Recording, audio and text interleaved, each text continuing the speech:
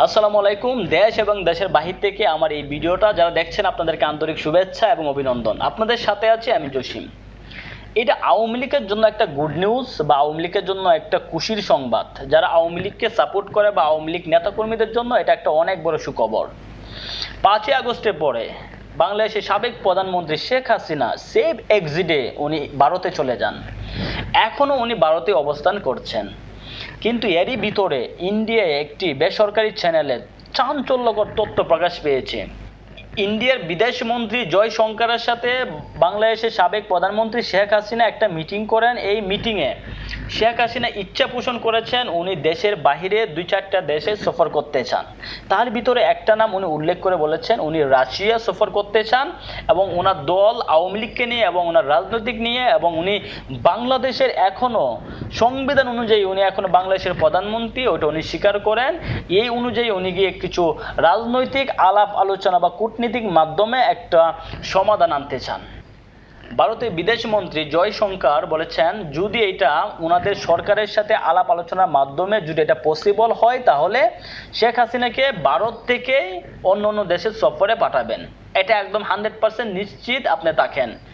ভারতের সরকার এই কাজগুলো করতে বাধ্য বা এই কাজগুলো করবে শেখ হাসিনার জন্য, কারণ ভারত সর্বসময় চাই শেখ হাসিনা যদি বাংলাদেশের প্রধানমন্ত্রী হয় বা ক্ষমতায় থাকতে পারে, এটা একটা পজিটিভ দিক ভারতের জন্য, এটা আমরা সকলেই জানি।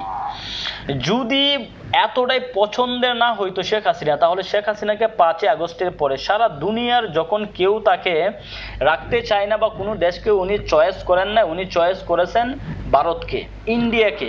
কারণ ইন্ডিয়ার সাথে আওয়ামী লীগ সরকার বা শেখ হাসিনার একটা ব্যক্তিগত সম্পর্ক, এটা অনেক স্ট্রং, এটা আমরা সকলেই জানি এবং আমরা এটা এগ্রিও করি।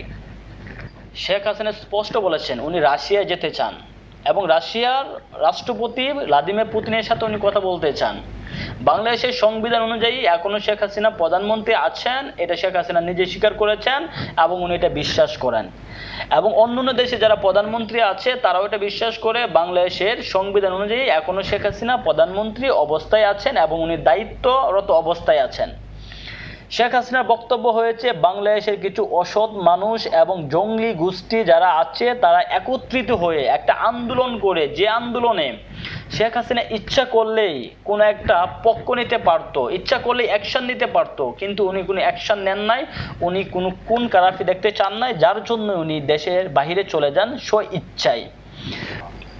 কোনো কাগজ বা লেটারে কোনো সাইন করেন নাই, রিজাইন যে লেটারটা আছে এর মধ্যে উনি সাইন করেন নাই, বা এরকম কোনো এভিডেন্স বাংলাদেশের অন্তর্বর্তীকালী সরকারে যারা আছেন তারা এখন এটা দেখাতে পারবেন না।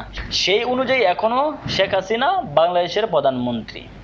উনি বলেছেন রাশিয়া যেতে চান এবং রাশিয়ার রাষ্ট্রপতির সাথে উনি বাংলাদেশ দল আওয়ামী লীগকে নিয়ে এবং ওনার যে রাজনৈতিক অবস্থা আছে কূটনীতিক বিষয়ে উনি কথা বলে এটা একটা সমাধানের ভিত্তিতে আনতে চান।